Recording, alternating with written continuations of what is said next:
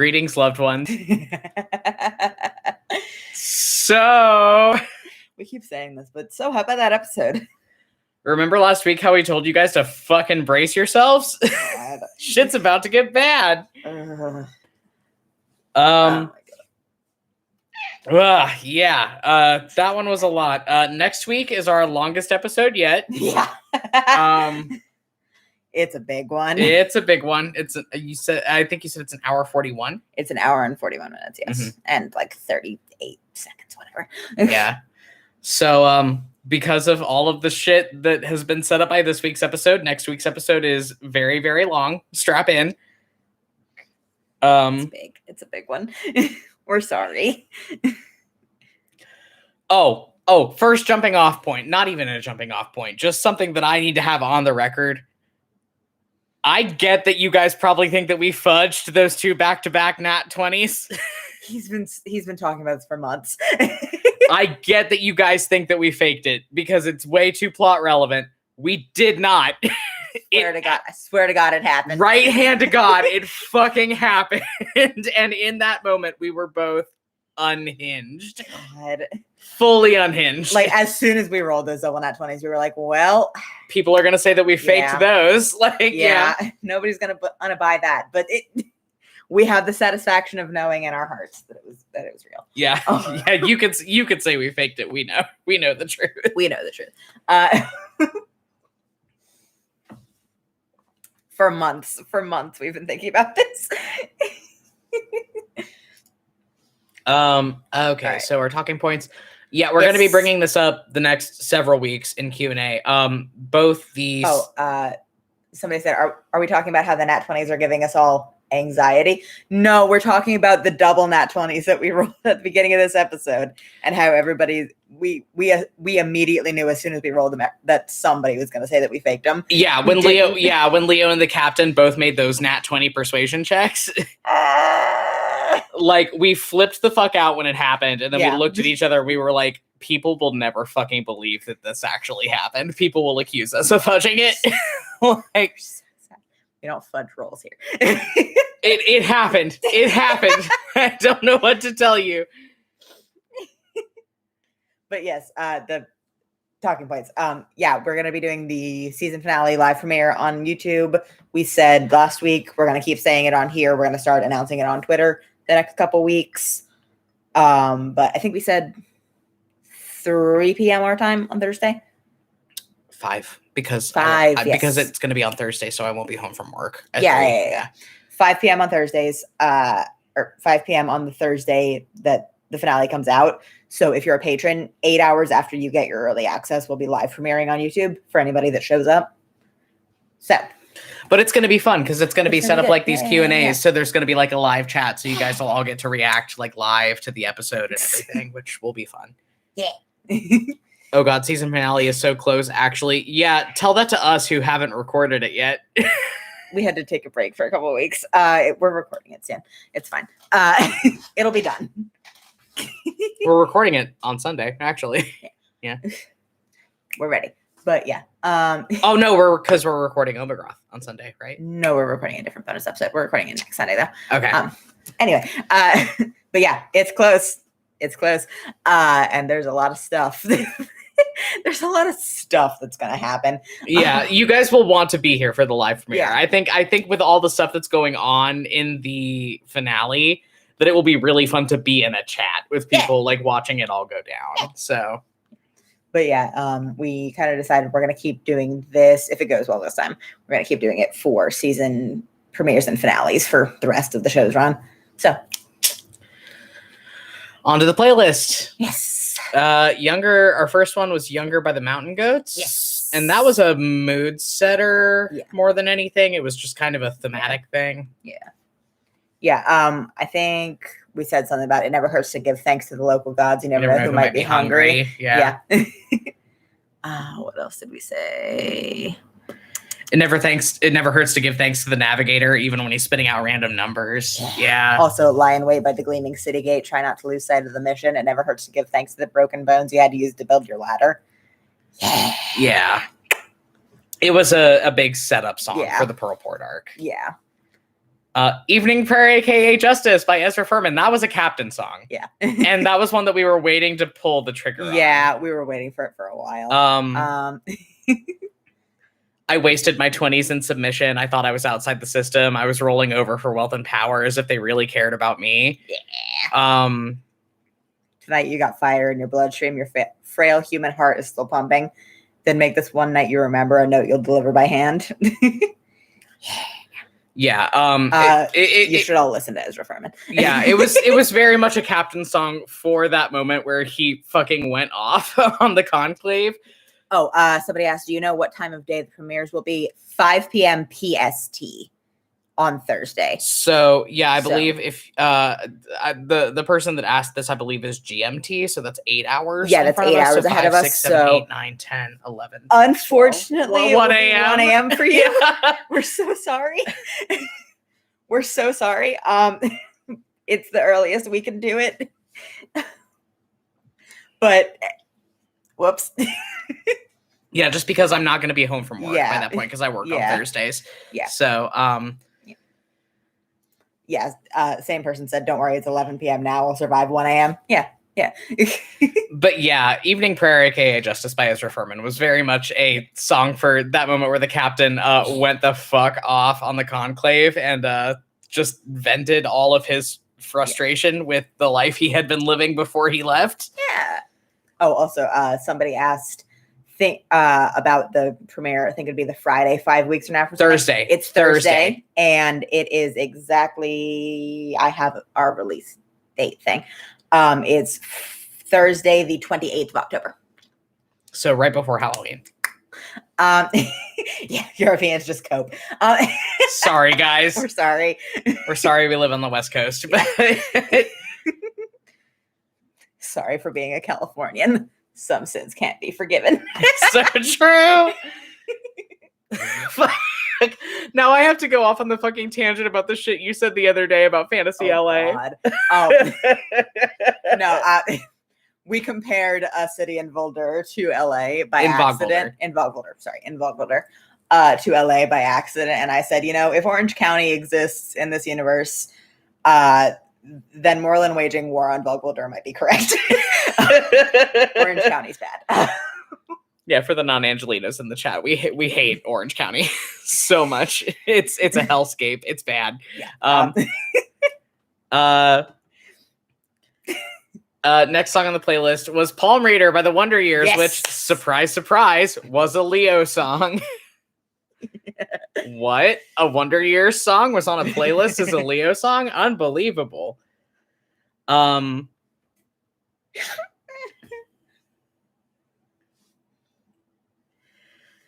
It was also a song for that moment. Well, Leo didn't go off on the conclave. He was very erudite and political about it. But it was about Leo's mood at the beginning of this episode. Yeah. Or going into this episode. And it's very much related to how much he's been using divination magic lately, because that is a big connection to his mother. Yeah. And he feels that is a big connection to his mother, who was a very, very prodigious divination wizard. As we'll see in a bonus episode that's coming out in a few months. Hey. Yeah. We will see more of Leo's mom in a bonus episode that we're putting out on Patreon in a couple months. But the chorus of the song is, I'm going to stand up straight. I'm going to clear my throat and speak out unafraid. Mom, I want you to know I'm letting everything you taught me guide me home. And that should hurt. And also I saw right and wrong then. The lines were simple and clean, and now the people I was taught would be heroes were acting like cowards, killers, and thieves. I'm losing track of who the good guys are supposed to be. And that's followed up by a much more bitter chorus of, I'm going to stand up straight. I'm going to clear my throat and speak out unafraid. Dad, I want you to know I'm letting everything you taught me guide me home. Mm-hmm. And yeah, it's a good song. It has good song. It has a lot of implications for Leo and his character arc right now. Crystal Ball by Pink. That's our first Sabine song. This is our first time hearing from Sabine on a playlist. Yeah. Well, unless you count Oceanographer's Choice and Kiss of the Fist. Yeah. But exclusively, like Crystal Ball is exclusively a Sabine song. Yeah.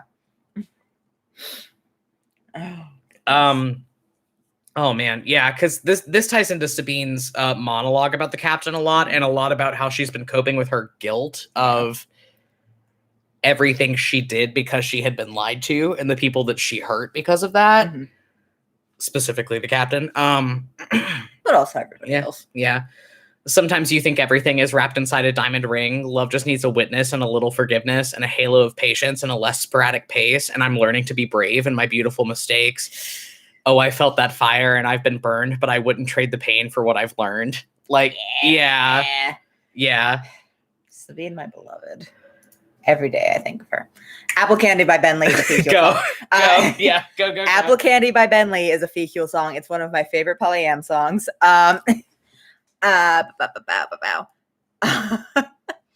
Yeah, because the song starts out, I want to know what he knows. I want to feel what he felt. I want to go where he's been. I want to know what he knows. I want to hear your secrets. I want you and I want him. What else do we have in here? Oh, because I know you made a promise and told him he's your lover. Make me feel the same. Yeah.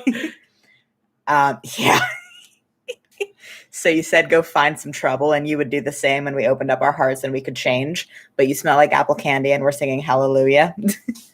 And then the end of the song is I want to know what he knows. I want to feel what he felt. I want to touch what he touched. I want to go where he's been. I want you and I want him. Fee's having a lot of feelings right now. Oh, catching up on the chat. Can I bring up my headcanon of Fenn having a horrible New York accent now? No, because he's not from Vogbuldur. The capital city of Vogbuldur, which we get to see at the end of the season, Vuldur, canonically everyone there has a Manhattan accent. Or Long Island, depending on how far out in the city they are. Yeah, and depending on how good we're doing at our accents any given time. Somebody said, "Woo, Adana." And then someone said, "I loved the monologues of them both just reflecting on each other. That was so nice." Yeah. Fecule. I wrote those monologues months before we ever recorded the episode. I wrote both of them months before we ever recorded the episode. And then our closing track was "Bad Omen" by Fiora. Yeah, it's Icelandic. I think it's more of that's another like mood setter song. That was the song for like them getting back down to the docks and like the siege starting and everything. Just can you feel it? The tension creeping. Can you feel it from the pricking of my thumb? Something wicked this way comes. This is your last warning. This is a bad omen. Yeah. The thematic overarching point of this episode is Defiance is done playing around. And that's a bad thing. And that's everyone. A bad thing. Yeah. Oh, goodness. Fucking Defiance. Oh, she makes me so mad. But that's the playlist. Oh, goodness. And then we get into our questions. First question. What's daily life like for the people in state service? I think that depends on where they're at. Yeah, and where they are. And what they do. Yeah. As far as the Citadel and Pearlport, everybody gets regular breaks. They go to their jobs. Acolytes go to training. School. Like Yu's girlfriend, because she's at the end of her acolyte training, pretty much just works part-time in the library. Yeah, she has an internship. What her job is. So she's going to become librarian eventually. Because that's what she's kind of chosen to specialize in and what she has been assessed to be good at. Yeah. But so her, for example, she gets her breaks regularly. She goes and talks to her girlfriend today. And the rest of the time, she just works in the library and works in the records rooms. Yeah, and I mean, as far as we kind of tried to set up at least the Pearlport Citadel is kind of like its own. I think it would be very comparable to a college campus almost, because we've established in later episodes, acolytes dorm together. They dorm together 4 people to a room. Yeah, with bunk beds. Next episode, I believe. Yeah. But once you are older and once you are given your job and given your name, you are moved to individual quarters. Yeah, so everybody pretty much just has their own apartment after they reach the age of majority. And acolytes just kind of well, and that makes sense because there are groups of acolytes. We haven't specified, we haven't done the actual math of how many acolytes are under one matron, but each matron specifically has a group of acolytes that are under them that they are responsible for. So having them all grouped up in living arrangements, it's a lot easier. Yeah, it's easier to handle, and also it keeps everybody who is at the same space in their training together. And chat's going wild about a Donna fan club, apparently. So true. Sign up for the Patreon. You're all right, and you should say it. Oh goodness. But yeah, so yeah, other than that, it's pretty much everyday life. I mean, they have friends, they have social lives, you know, they have the time off, you know, they have a specific work week, and then when they check out, they're done, you know. Yeah. But yeah, the only difference, we didn't want to like set it up as if everybody in state service works all the time and doesn't get their breaks and doesn't get their free time, because that's bad. Shitty. Yeah, that's bad. That's bad. That's just capitalism again. Yeah. That's just capitalism with less money. But yeah. Next question. That's not the right document. I opened up our session plan for episode 21 instead. Our next question. Our next question was, is Lorelai like good? I mean, well, she just took a barbarian level, so that's kind of fun and kind of cool. But I mean, like, emotionally, nah. Lorelai's having a hard year. Oh goodness, is Lorelai like good? Nah. Nah. No, but she did just get a barbarian level, which is very fun and cool of her. Fun. Yeah. Yeah, we've been waiting for Lorelai's barbarian level for a while. But yeah, we've been planning out for her to take, I think we said 3 levels of barbarian. Mm-hmm. Yeah, so she can get her subclass, because we're gonna make her the cool wild magic barbarian. So she's going to be a multi-class wild magic sorcerer and wild magic barbarian. Yeah. It's going to be good. But yeah, Lorelai has a lot going on emotionally. And like the whole point of the scene with the scene of you teaching her to sword fight was so we could dissect the fact that Lorelai has a lot going on emotionally, and her lack of emotional and her emotional dysregulation doesn't make it okay to dismiss the feelings that she has or the sources that they're coming from. Yeah, that was what that whole like conversation with you and Leo was about the fact that like Lorelai is angry. She's incredibly angry, and she has very good reason. And she's to correct. Be angry. Yeah. Yeah, like it was very much us as like 2 autistic writers trying to kind of dissect the fact that like, yes, Lorelai as an autistic person has emotional dysregulation issues. No, that doesn't make it okay to belittle, dismiss, or ignore her feelings. Yeah, which is why we had Leo do a very quick heel turn on it. Yeah. Because like he was not coming at the situation from a place of trying to belittle her, or like he was coming at it from a place of like of protection. Yeah, of protecting Lorelai. But like Lorelai doesn't need to be protected from her own feelings. Lorelai needs to be protected from outside forces that are making her feel bad. Mm-hmm. But like, she's a fully autonomous 14-year-old girl. She's gonna have a lot of feelings. And her fucking brother died less than a year ago. Yeah, which is why Leo like flipped so fast on that. Like you like made that point about, you know, if she's watering herself down just to make you feel comfortable, isn't that a slower way of losing her anyway? Exactly. And that was like Leo really heel turned immediately. He was like, oh shit. Yep. And then Yeah, like that was something that was really important for both of us to establish and get out there and like have in writing of just like, Lorelai has some issues that stem from her emotional dysregulation issues. She is also just a fucking person who's dealing with a lot of stuff right now. But yeah, and however she deals with it, as long as it is not hurting her or anybody else, is good. Which is kind of the angle I think you was coming at with it, because like you kind of established herself as being, you know, somebody that has channeled her anger issues into something that is good, and something that she does use to help other people. And something that she uses, and specifically something she uses to protect the people she loves. Yeah, exactly. Yeah, and like Leo was able to kind of come to that realization after she presented and that's that something to that him. like I can only speak for myself on this one, but that's something that's like important to me in fiction as someone who does have a bit of a temper, is that like righteous anger is fundamentally good. Anger on behalf of people who are being hurt against injustice is fundamentally good. Oh God, what's that Terry Pratchett quote? I know. Yeah. Yeah. Oh shit. God damn it. We'll tweet it later. It's fine. Yeah.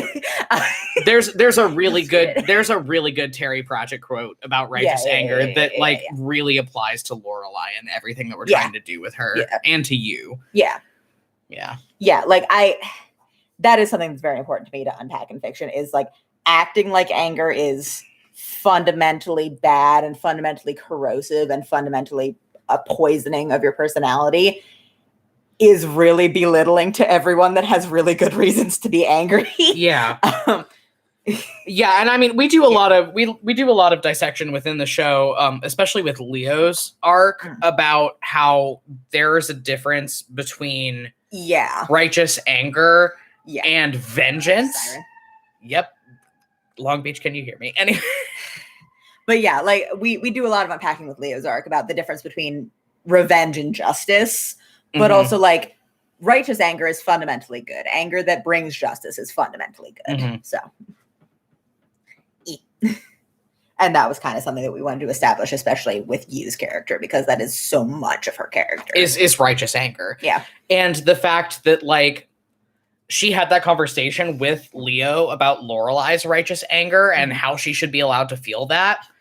And then later, when Leo was trying to keep her from like storming out of the Citadel because he had to physically keep her safe, he very much affirmed her anger and told her that she had a right to be angry and that she was allowed to feel angry and upset about this. But it was like setting that boundary of like, you are angry, you can be angry back there. You cannot be angry out here because it's not safe. Yeah. And I think it's also important that like you and Lorelai as two queer teenage girls got so much of that narrative because the anger of queer women is often turned into the butt of a joke, and the anger of teenage girls is often belittled as some flight of fancy or some phase that they're going through. And the fact that we got to see both of their anger like be respected and acknowledged and affirmed. Yeah. So that was just really important. And also Lorelai is as specifically a neurodivergent teenage girl. So, hey, so that was an important scene for us to get across, I think.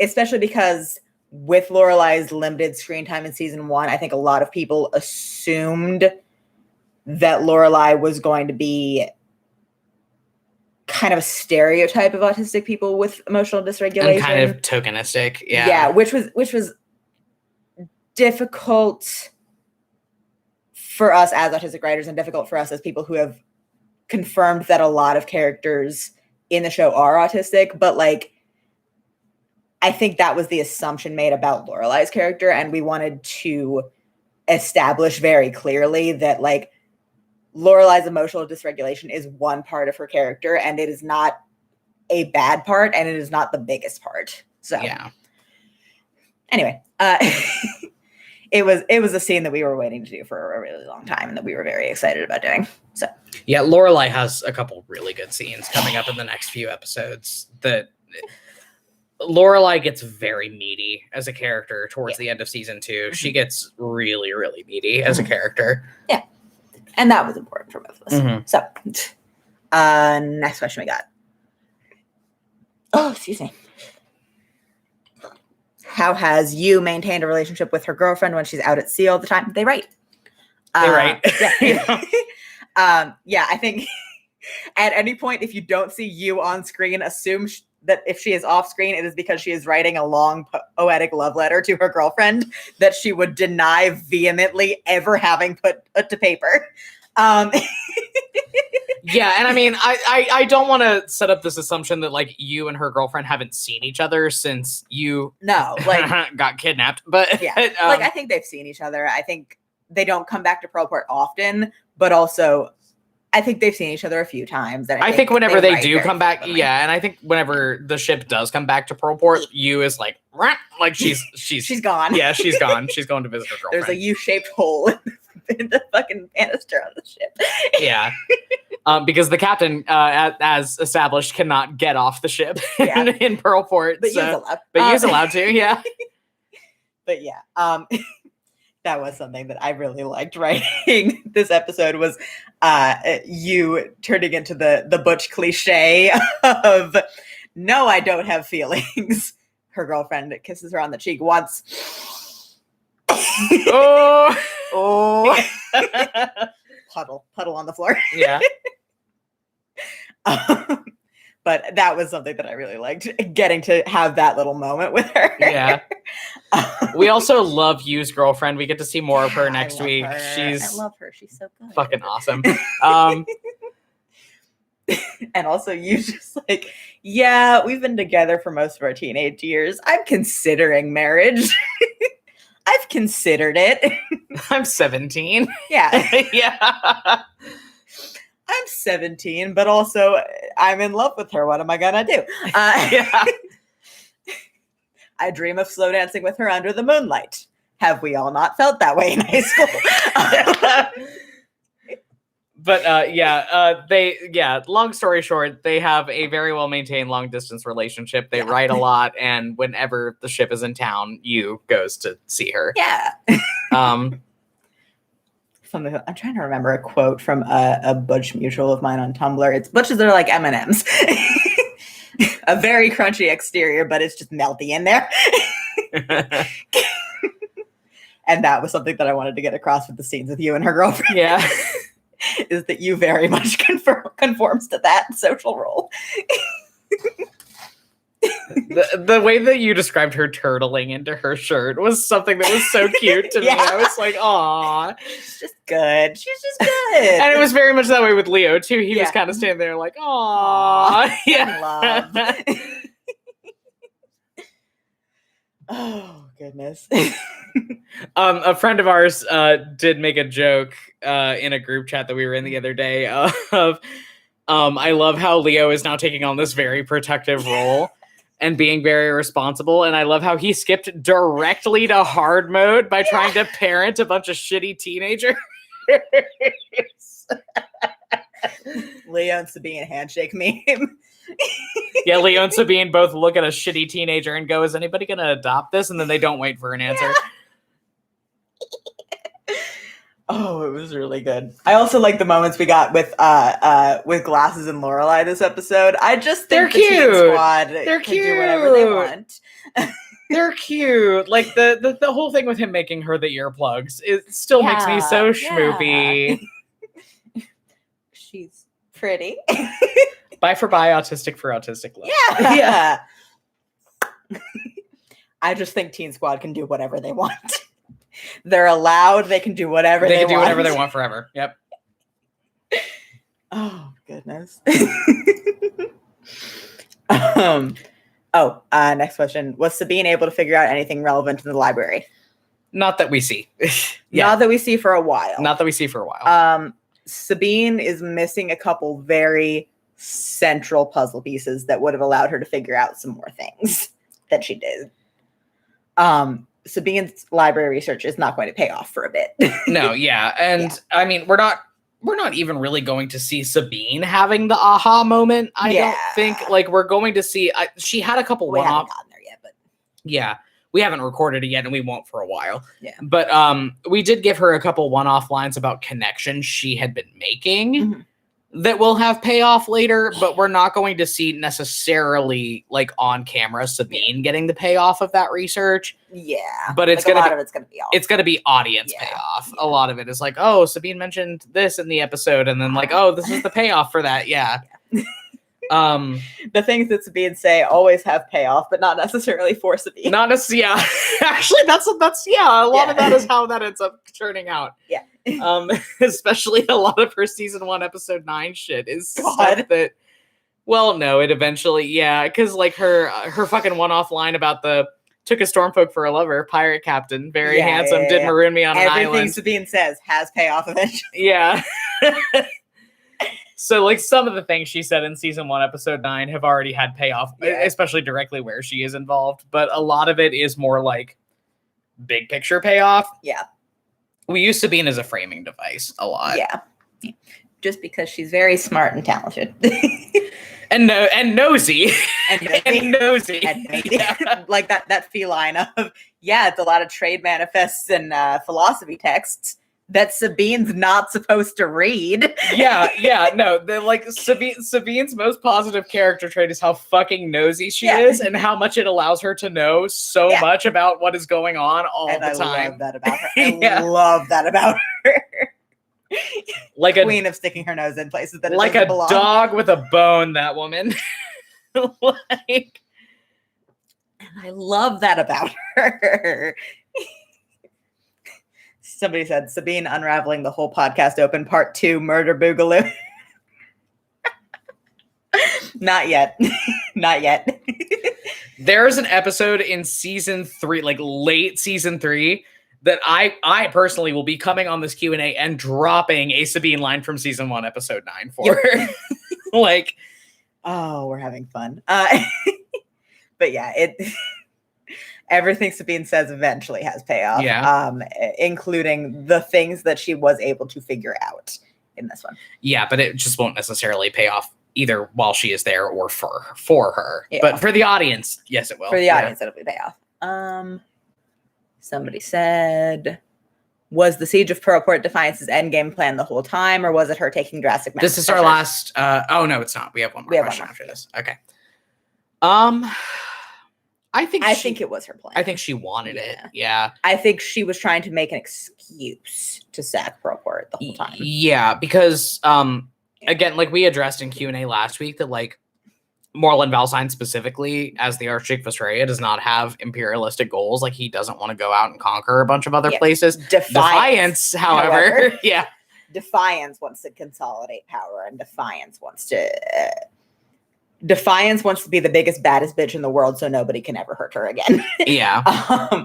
And I think taking over Pearlport would have been a very shiny jewel in that crown. Yeah, I think Defiance's like long game with all of this, like with decimating the fleet and then moving in and making the moves that she made, was that she wanted to set herself up as de facto queen of the Zephyr Isles and then bend the knee back to Morlun. Yeah. And be given jurisdiction over all that territory. Yeah. Yeah, I think that's Defiance's big lofty goal that she was trying to handle. Yeah. And that she is still trying to handle. Mm-hmm. So, but yeah, Defiance wants power, and taking over Pearlport, if she can do it, will be a real big boost to her power. Yeah. So I think it was definitely something that because of everything Leo said, you know, like the Zephyr Isles are incredibly important as a stop along trade routes. You know, they have a lot of, especially for someone that's been a sailor for her entire adult life. Mm-hmm. Yeah. Yeah. So I think she wanted to do it. I think she kind of manufactured the situation so that she would have the excuse to do it. Yeah. And so that she would have the ability to kind of go back to Morlun hat in hand and say, well, you told me to get her home. You know, you told me to, And also I did this. Yeah. Just FYI. Yeah, I think Defiance came up with a very loose interpretation of her orders that would allow her to do the thing that she wanted to do. Mm-hmm. Which is, again, like kind of her hallmark as a villain. Like that's kind of what Defiance does best. Like, yeah, she is taking orders from people, but also she is first and foremost pursuing her own goals while kind of swimming behind a bigger fish, if that makes sense. Yeah. Somebody in the chat said the way Defiance showed up this season and turned the whole podcast upside down. Yeah. Well, she is one of our main villains. Yeah, she's one of our... she's the only one that gets a lot of screen time this season. Mm-hmm. Oh, goodness. Don't call her a girl boss, please. Please stop. She's awful. She's a literal human trafficker. A human trafficker cannot be a girl boss. Oh, goodness. Okay, this is our last Patreon question. So open question time in the chat. Go. Our last Patreon question was, can you list all the perfumes or colognes that you have picked out for characters? The Captain, Leo, Fee and Alasha, Eleonora, Zed, Morlun, etc. Just whoever. Let me go get the box. Hold on. Yeah, we have the box. Get this. Yeah. Yeah, every time it's time to do Patreon letters, he just picks up the box out of our TV stand. This is the box. This is the box that has It all has our all supplies of for the letters. it has like all of my like wax seal stuff in it, and also all the perfumes. Yeah, and the stationery. So like here's all the wax seals. Yeah. And my we take the Patreon letters very seriously. My calligraphy pen and my ink. Smells. All of our business cards. The box. Oh yeah, I have to look around the side of the box now. All of our wax seal samples that we use for the different characters, so I remember what to do to stamp the envelopes. Yeah. Okay, so let me look at the characters that they listed that they were asking specifically Well, I think about. we can just list everybody. The captain is number 7 by Goodfellow. Mm-hmm. That's spiced ginger and rum. Leo is Dirty by Lush Cosmetics, which is like a spearmint tarragon. Yeah, it's minty, very clean. It's very minty, very spicy. Yeah, very minty, very clean. Herbal. Fee and Elisha use the same perfume, which we cleared up last week, which is what's it called?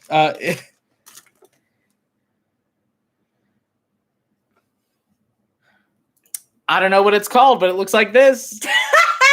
I stole it from my wife. We'll have to ask Chelsea when she gets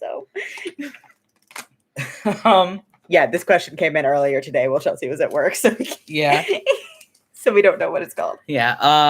Eleonora is Tuscan Blood Orange by Pacifica. Yeah.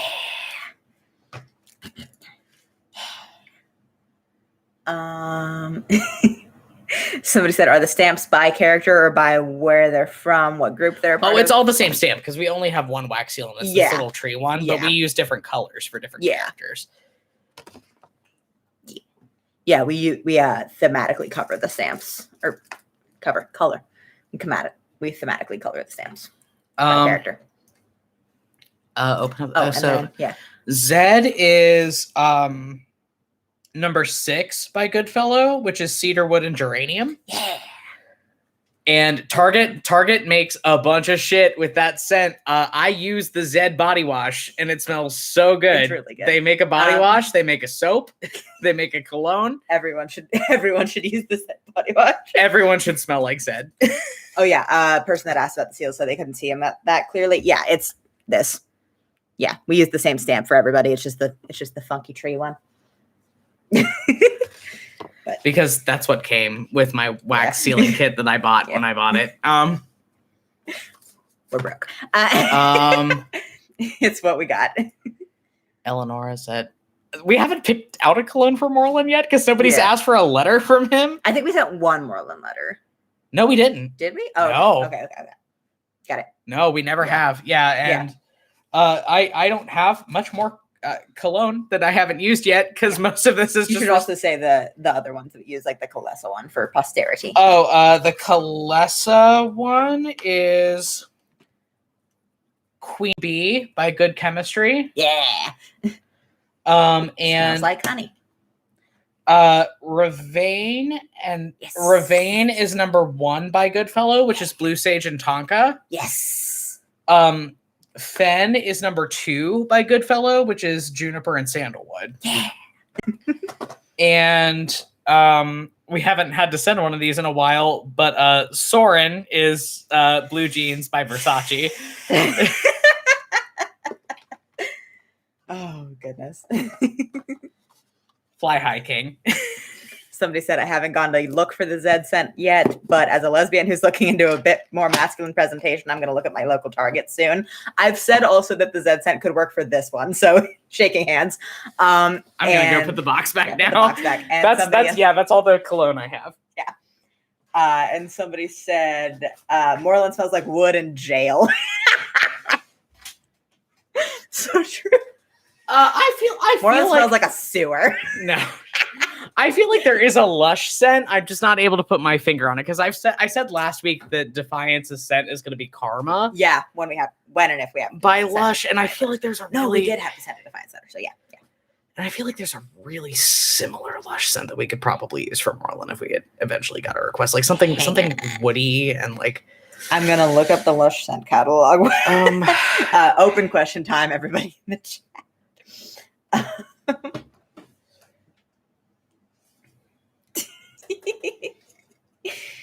Somebody else said, I own Queen Bee by Good Chemistry. I got it because the olive branch. It's the olive. Okay, yeah. The olive branch. The olive branch by Lush Cosmetics. Yeah. Yeah, that would be the Marlin scent if we had to send a Marlin letter. But yeah, somebody said, I own Queen Bee by Good Chemistry. I got it because I like the Calessa letter smell, and I can confirm it's very good. Yeah. Somebody said Marlin smells like hypermasculine deodorant, and it's putant. What is putant? Is putant a word? I think they were trying to... Putrid, maybe? I think they were trying to combine putrid and potent. Correct. X, nomad. Fuck. Yeah.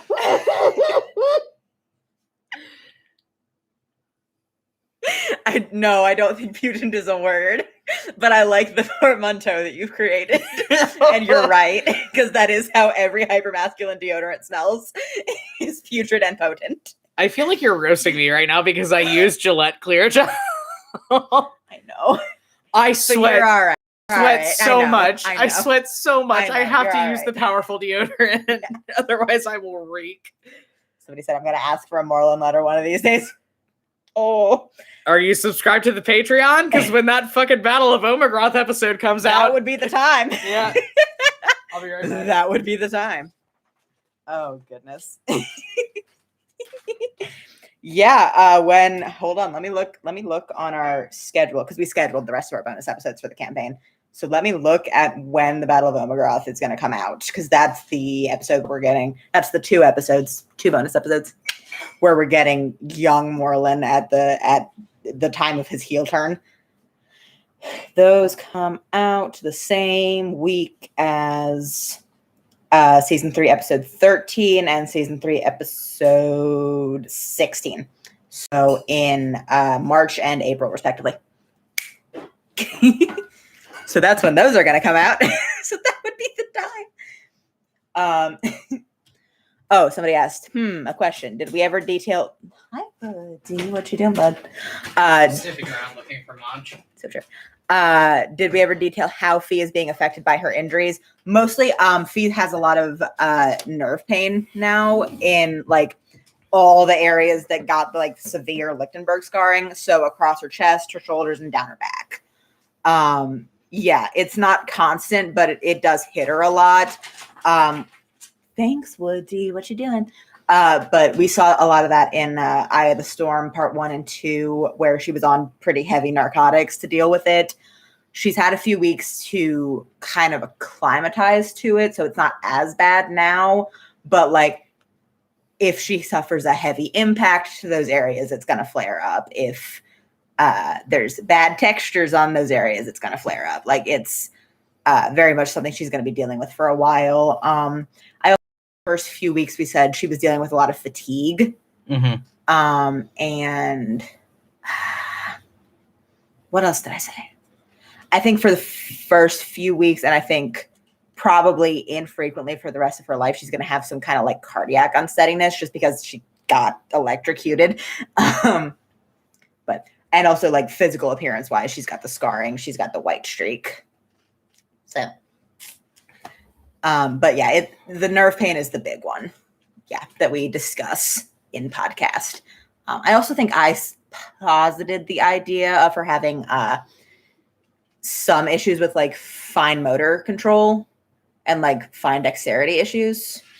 Yeah, which doesn't come up a lot. It doesn't really come up a lot. Yeah. Yeah, like she's the one that picks the locks. Yeah. It doesn't come up a lot, but I think it's going to affect her handwriting for probably the rest of her life, stuff like that, like just fine motor control. Mm-hmm. And I think I had posited the idea that like her shoulder joints are probably a little stiffer than they used to be. Mm-hmm. So yeah, that's the full extent of everything that I have posited and everything that will possibly show up in the podcast as far as Fee's lightning strike injuries. So, somebody said, did not want to break the Morlin letter ice. That's very funny. Can we just hear about Captain Art, because that makes me very happy? Yeah, he likes to draw and he's very good at it. Yeah, I feel like it's a hobby he picked up as a kid. I feel like it was just something he charcoals. Yeah, with charcoals and stuff. I feel like it was just something that he kind of had a knack for, and that his matron, who we met this week, really encouraged, because she. Yes, Woodrow. Well, you're not He's eating. whining. Yeah, you're not eating yet, dude. I hate to break it to you. It's dinner time. But yeah, it was something that like he had a knack for, and that his matron very much encouraged. And I think that a lot of his friends thought that it made him cool, so he like leaned into it. Yeah, everybody in middle school wants to ask for portraits from the kid that knows how to use charcoals. Yeah. But yeah, it's he mostly just does it as like a hobby and like stress relief. But he's very good at it. Yeah, he does charcoals, he does watercolors. Yeah, he mostly draws, but he does do a little bit of watercolors. Same person said, I think we deserve to hear about his matron. She seems great. Oh, she's amazing. Awesome. Yeah, she's awesome. And we've said that like matrons in state service kind of fulfill the functions of both a parental figure and like a guidance counselor for like small groups of acolytes. Mm-hmm. So like the captain probably had roommates when he was a teenager. We saw one of them. Saw one of them. Yes, yeah. I need to talk about this. Yes, yeah. So in this episode, when I was talking about how the captain like darted forward and grabbed one of the legislators that was coming out, that lady was his bunkmate when he was an acolyte. Yeah. And took his job when he dipped. The job that the captain got offered as legislator is the position that lady that bunked with him when he was a teenager is filling now. And that was something that we didn't really get to unpack in the course of the episode because it would have slowed down the narrative by like a lot. But that was something that in the background we wanted to establish. Like pulled that specific legislator aside because he had known her since he was a small child. Like a toddler, and she took basically. his job. Yeah. She took the job that he turned down. Yeah, and I mean, had been sleeping in the same room as her since he was like a little kid. Yeah, so that's why he was talking to her in that manner that was so like convicted and because he knows her very well. She took the job that was supposed to be his. And they were both therefore under the same matron who I think probably recommended her for the job after he dipped. It off. Yeah. But yeah, so that was something we wanted to establish in the background. Somebody said, can you guys let me know what the Theolasha perfume is if you find out from Chels later? We'll DM me on Patreon. Somebody said, how's Ascot How's Ascot doing? The man seems like he's having a breakdown literally 24/7, like that one. This is fine image. Yeah, pretty much. Yeah, we've described Ascot as the best description we've had between ourselves of Ascot is he's a grad student that went to Paris for like a gap year and he got stuck. He doesn't speak French. He doesn't know what he's doing. He's just going. He's got a lot of anxiety. He's got a lot of anxiety. He's in a very unsafe career. He feels like if he dips, things are going to go horribly wrong because they would. But also, he shouldn't have stayed on the boat, man. Should have stayed on the boat, man. He should not have stayed on the boat. Oh, God. Somebody said, Fee using Alasha perfume, MILF coated. Or sometimes you just use the fucking scents that your parents use because it's all you know how to do, especially when you're fucking trans. I use my dad's aftershave. I'm almost 30 fucking years old and I use my dad's aftershave because I don't know what else to fucking buy. Yeah, like that.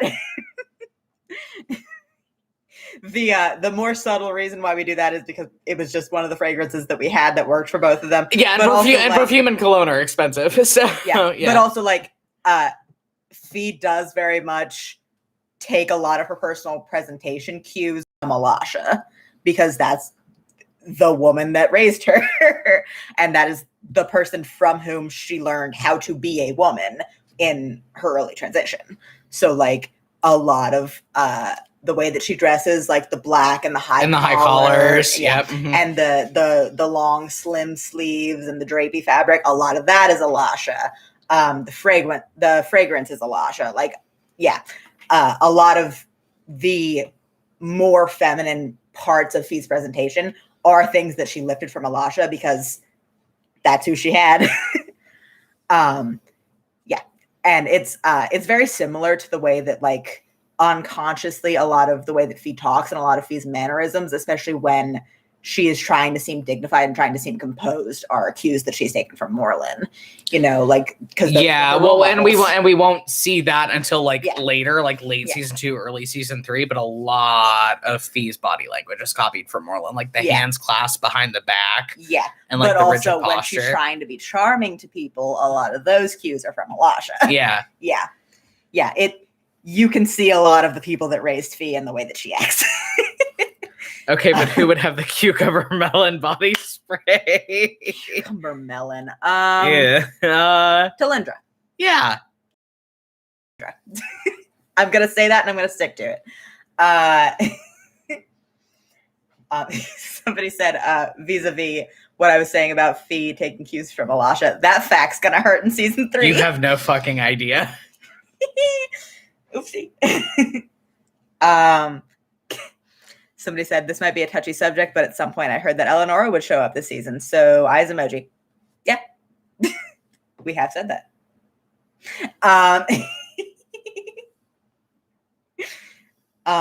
Somebody said, been thinking about villain Alasha a lot. Like she has some Full Metal Alchemist Brotherhood level conspiracy she's working on. I can smell it. Alasha's not the person pulling the strings on the conspiracy, dog. She's just trying to crack into it. Yeah. Alasha. She's trying to be able to pull the strings on it. Like motivation wise, she would love to be able to get into a position that she can pull the strings on it, but she's not pulling the strings on it. Yeah. Alasha is in the position where I think we've said she and Defiance know the most about what's going on, like mutually. Yeah, they both know more about what's going on than Moreland does. Yeah. Alasha and Defiance both know more about the big picture of things than Moreland but does. Neither of them are in positions where they can pull as many strings, but they're both trying to be. Yeah, and I would say that honestly, Defiance knows the most out of everybody because of what a unique perspective she has on it, because of coming from where she does. And having, but she also comparatively has less power than Alasha does.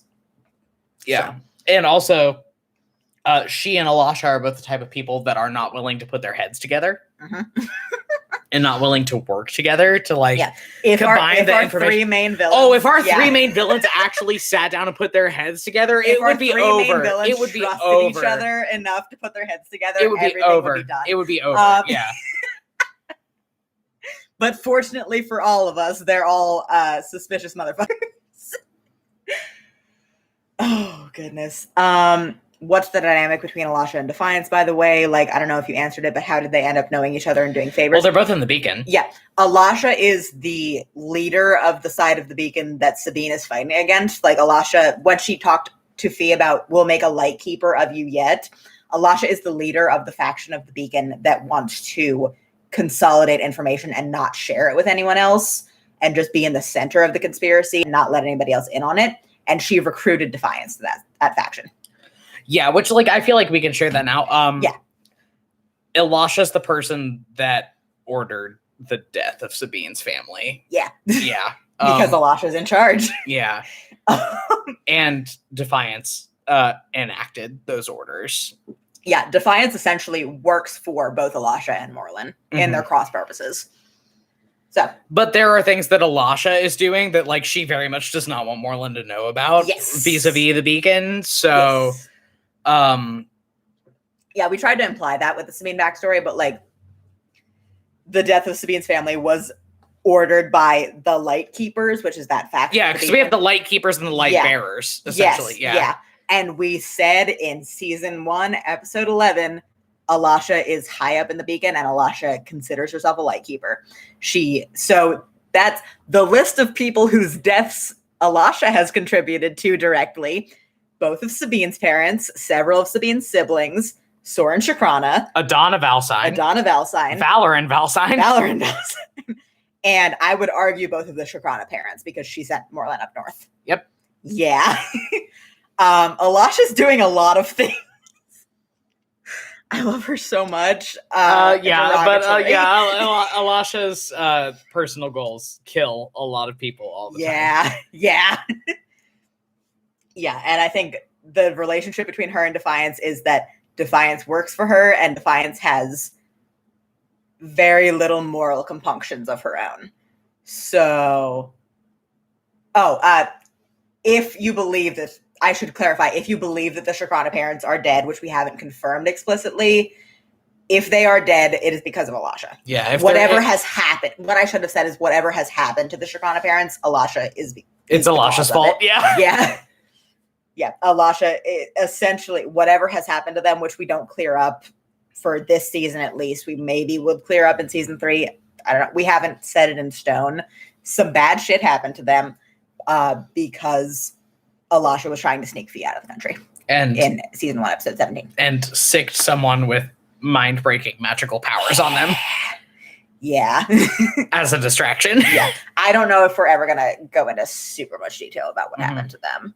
I've been personally, this is not canon, but I have been thinking of them as dead because they might as well be at this point. So, yeah. Yikes. But yeah, Alasha's Alasha's dynamic with Defiance, rather. I was about to say Alasha's Defiance with dynamic.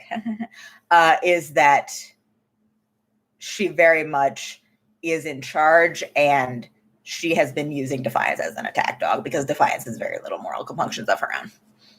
So, and Defiance is trying to use Alasha's status to climb higher and do more and secure more power for herself because that's what her whole shtick is. Yeah, Defiance is, like she said in her introduction, playing both sides all the time. She is trying to get into a position where...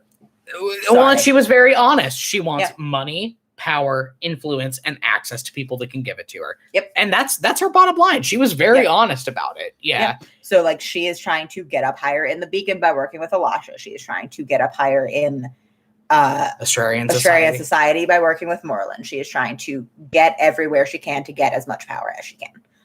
And somebody said, I'm just curious, did we ever hear how Pelican and Boots met? We need it for emotional support. The crew rescued Pelican off of the sandbar that he washed up on. Yeah, and Boots was there by that point. So and then they fell in love. The crew just picked Pelican up off a sandbar, and Boots was like, hello. You're cute. Don't like the bird. You're cute. Don't like the bird, but you're cute. Yeah. Oh, goodness. All right, 5-minute call, everybody. 5-minute call. Open questions in the chat. Oh, this one went fast. Okay. Oh, goodness. But yeah, we'll do more unpacking of, like, the fact that Alasha is one of our 3 main villains, because a lot of her villainous shit has, like, already been done and needs to be, like, dug up. Yeah, it needs to be unpacked more than we're going to see her do anything on screen. Yeah. Yeah, she's contributed to a lot of stuff that's happening on screen, but most of the shit that she has done is in the past now. But yeah, like, and we had established long before that, like, she was responsible for Soren dying. Like, that's why she was at that party, was to take Soren out. Really. Yeah, somebody in the chat said, oh yeah, how's Mia doing, by the way? What are they up to? They're fantastic. They're chilling. They're just chilling. Like, literally, that's all Mia is doing, is chilling and flirting with Fen. Where's Mia? We'll find out. But they're they're having a great time. They're relaxing a lot. Yeah. They have a new boyfriend. Are there more people around, like, Pelican? I forgot what his specific situation is. Pelican's situation is very unique. Yeah. Pelican is, I think Pelican is the only reanimated person we're going to see that is just living his life. He is in a very unique situation. I would argue there are probably more warlocks of his patron, but not many. And not that have... And not that are in his specific situation. Pelican's specific situation is that he died, met up with his patron, and went, I would like for this to not be the case. Yeah. And made a deal. Yeah. And then woke up on a sandbar, undead, with the bird. Yeah. People in the chat yelling about Fen. We established Fenmio was canon at the season 1 finale. Oh, yeah. Oh, yeah. Come on. We said it. Mia did not wait around.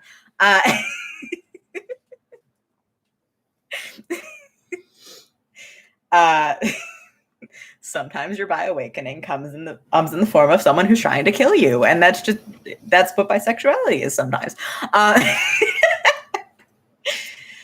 Oh goodness, yeah, we offhand mentioned that Fenmia real a while ago. We've made jokes about it. Oh goodness, we'll give you guys like 2 more minutes for last minute questions. Oh goodness. But yeah, Fenmia real. We established Fenmia real at the same time we established Rarity real. It's coming, and it's going to be glorious. Yeah, they've had a year on both parts. In the part of Fenmia and the part of Rarity. Yeah. It's coming, and it's going to be glorious. Just wait a couple weeks. We get some Rarity in our next bonus episode that's coming out during the season 2, season 3 hiatus. Also, are we gonna get more Zed to see if he's doing decent? Stuff's going on with Zed. We're gonna see Zed. We're gonna get more Zed either way. Zed is Leo's endgame love interest. We've said it in previous Q&As. Zed, unfortunately, not unfortunately, but.